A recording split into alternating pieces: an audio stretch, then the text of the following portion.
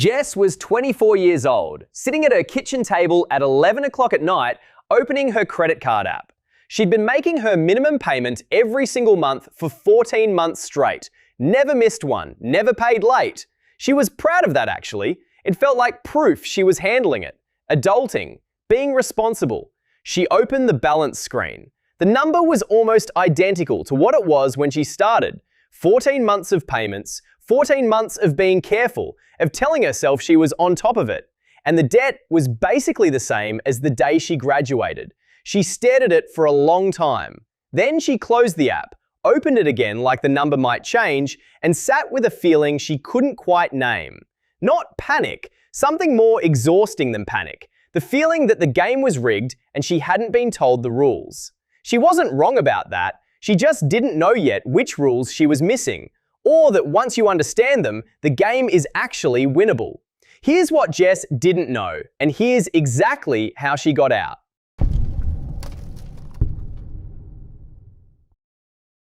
Most people understand debt in simple terms. You owe a number, you pay money toward it. The number goes down. When the number reaches zero, you're done. That model is correct in the way a map of a city is correct. Technically accurate, and completely useless if you're trying to understand what's actually happening on the ground. Here's what minimum payments actually are. They're not designed to get you out of debt. They're designed to keep the account in good standing, while the lender maximizes the amount of interest they collect from you over time. The minimum payment calculation, typically 1 to 2% of the balance, or a flat minimum like $25, whichever is higher, is set at a level that ensures you're mostly paying interest rather than principal. And here's the number that makes that real, because this is the part that changes how people see their debt permanently.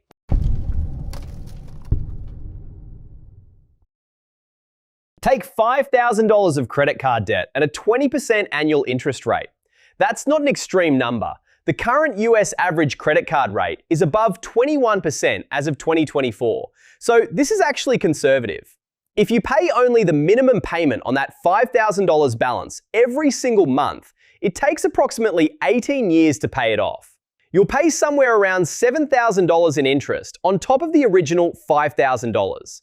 A $12,000 total bill for borrowing $5,000. 18 years. That's not a typo. Jess had 3 cards. Not 5,000, more like 18,000, spread across different rates. And she'd been making minimum payments on all 3, rotating her attention based on which one stressed her out the most that month, with no system and no timeline for any of it.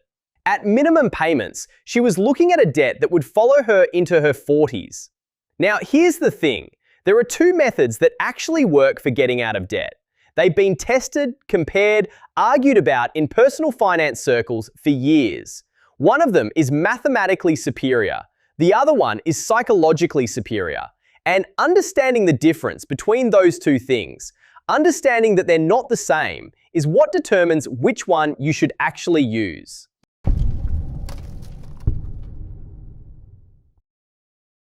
The first method is called the debt avalanche. The mechanic is straightforward. You list every debt you have, credit cards, personal loans, buy now, pay later balances, whatever applies. You order them by interest rate, highest to lowest. You make the minimum payment on every debt except the one at the top of the list. On that one, the highest rate, you throw every extra dollar you can find. When that balance hits zero, you take everything you were paying on it and redirect it to the next highest rate, and you repeat. The reason this wins mathematically is that you're eliminating the most expensive debt first. Every dollar you put toward a 24% APR card is doing more work than a dollar put toward an 11% personal loan. The Avalanche prioritizes the debt that costs the most per dollar borrowed, and as a result, you pay less interest overall across the entire payoff journey. For Jess, her highest rate card was a store card she'd opened at 19 for a discount on a clothing purchase. The rate was 28.99%. On paper, that's where every extra dollar should go first. But here's where the paper and reality start to diverge. And this is the part the Avalanche's defenders don't always account for.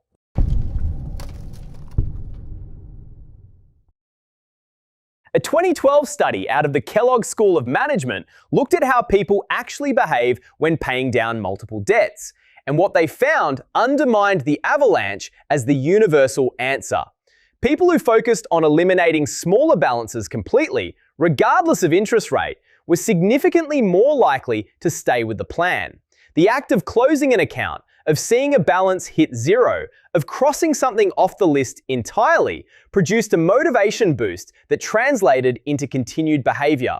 The psychological reward of a win, even a small one, sustained the effort in a way that the mathematically correct approach didn't always manage on its own. This is the debt snowball. Pay minimums on everything. Attack the smallest balance first, eliminate it completely, roll that payment onto the next smallest. The sequence isn't determined by interest rate, it's determined by balance size, smallest to largest. You will pay slightly more interest over the payoff period compared to the Avalanche.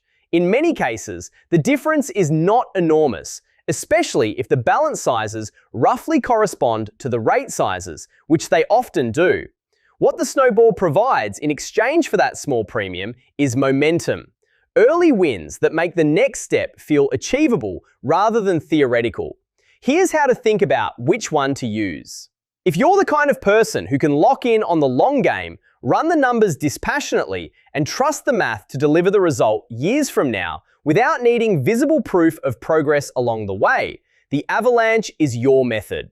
If you've tried to pay down debt before and lost momentum because it felt like nothing was moving, the snowball is how you actually finish. Both work. Neither works if you abandon it. Choose the one you'll stick with.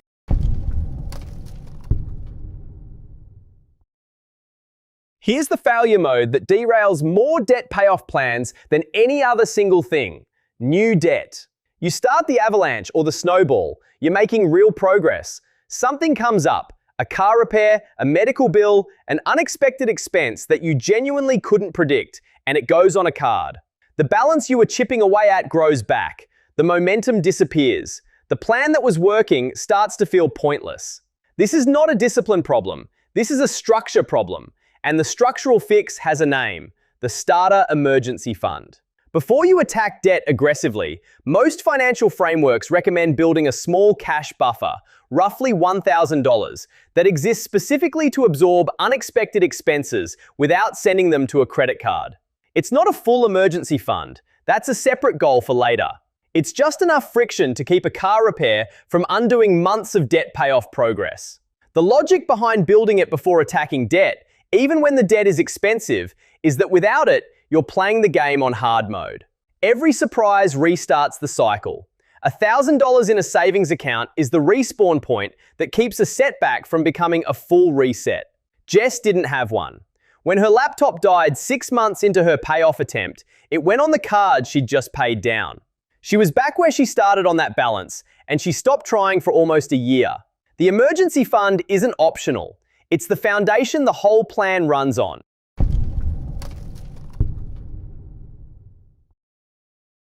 There's a version of this conversation that oversimplifies everything. Pay more than the minimum. Use the Avalanche or the snowball. Build a small buffer. Done. And if you have surplus income and some organization, that's basically the playbook. But a lot of people watching this are already stretched. The minimum payments themselves are the strain. The idea of finding extra money to throw at debt isn't a strategic question. It feels like a logistical impossibility. The honest answer is that debt payoff requires surplus. If income minus expenses equals 0 or less, there is no method that solves the problem without first addressing the surplus. You can't avalanche or snowball from nothing. This means one of two things needs to happen, and usually both. Expenses come down, which is the spending audit covered in the tracking video, applied specifically to find any cut that frees up debt repayment money. Or income goes up, even temporarily, even incrementally, through whatever avenue is accessible. A few extra shifts, a small freelance project, selling things, anything that creates a gap where there isn't one right now. Neither answer is easy, but understanding that the debt method is not the constraint, the surplus is, focuses the problem correctly. You're not looking for a better debt strategy, you're looking for room in the budget. When the room appears, even small amounts, the method works. $100 per month above minimums, directed at the right balance, changes the timeline dramatically. It doesn't take a windfall.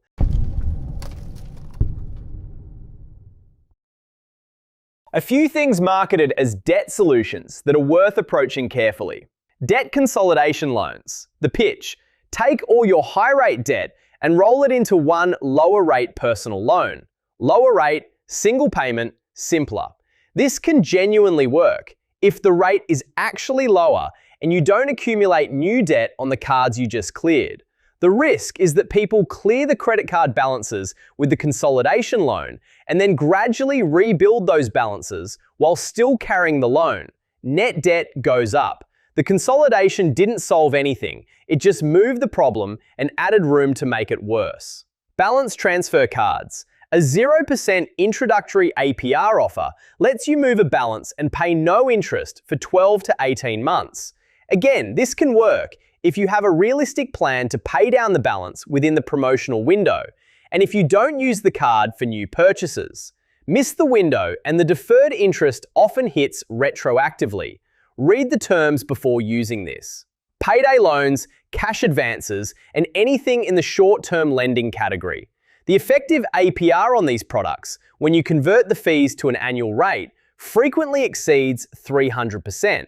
They are not a bridge. They are a mechanism for making the debt problem worse at speed. Avoid them entirely.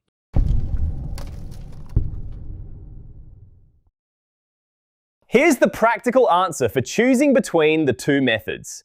If your highest interest debt also has a manageable balance, not the largest balance, but not dramatically larger than others, start with the Avalanche. The math wins, and the timeline isn't so long that momentum becomes a serious issue. If your highest interest debt has the largest balance, and eliminating it will take a very long time with no visible wins along the way, start the Snowball on the smaller balances. Get a few cleared, build the momentum, then redirect everything onto the expensive one with more psychological capital to sustain the effort. Some people run a hybrid. Snowball the small stuff until it's gone, then pivot to Avalanche on what remains. Not mathematically perfect, practically effective. Pick the version of this you'll finish. What's your situation right now? Multiple debts, one big one, or just getting started on figuring it out? Drop it in the comments. I'm curious to see how many of you guys are in the same boat.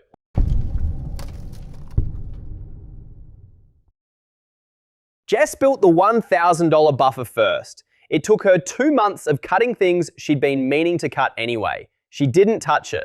She listed her 3 cards: $2,200 at 28.99%, $6,400 at 22%, $9,100 at 18%. She ran the Avalanche numbers and the Snowball numbers. The interest difference over the full payoff was less than $300. For her, that wasn't enough to choose cold math over momentum. She went Snowball. The $2,200 card was gone in 7 months. She put what she was paying on it directly onto the $6,400 card. 14 months after that, the second card was $0. Then, everything went to the $9,100 balance, with significantly more firepower behind it by that point. 3 years and 4 months from the night she sat at her kitchen table, staring at a number that wouldn't move, she had no credit card debt. She still has the screenshot of that final balance hitting $0. Says it's the financial equivalent of finishing the final boss on a game she'd been stuck on for years.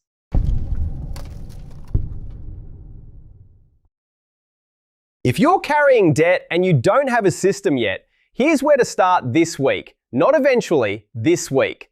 List every debt, balance, interest rate, minimum payment, all of it in one place.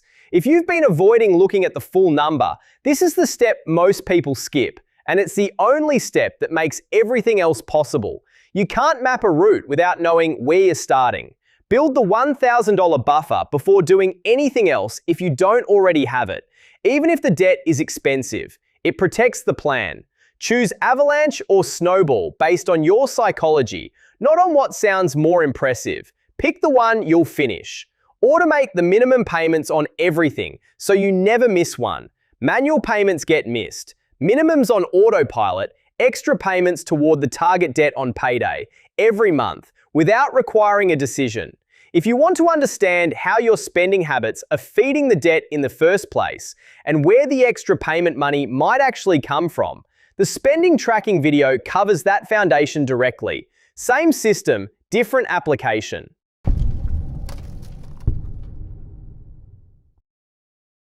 Debt is solvable. Not quickly, not painlessly, but with a clear method and a buffer underneath you, it has a finish line. Most people never reach it, not because the problem is too big, but because they never picked a direction and stayed in it long enough for the math to do its job. Jess did it in 3 years. The number she stared at for 14 months thinking nothing was happening, gone. You know the trap now. You know the methods. You know what kills them and how to protect the plan when life gets in the way. Go list the debts. Start there. Stack smart.